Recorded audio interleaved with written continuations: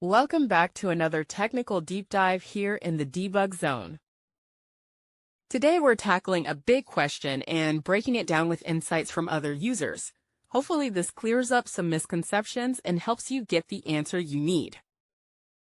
So buckle up, stay a little curious, and let's jump right in.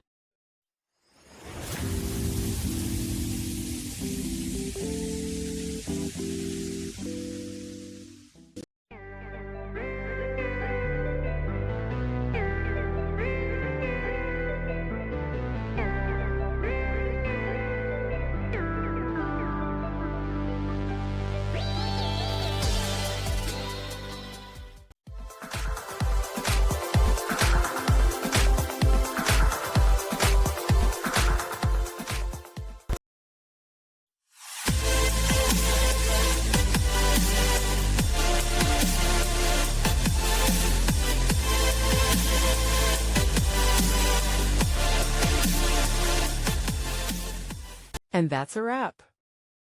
I hope you found the answer you were looking for. If you did, take a second to hit that subscribe button. It really helps out. And let me know in the comments which solution worked best for you. See you next time in the debug zone.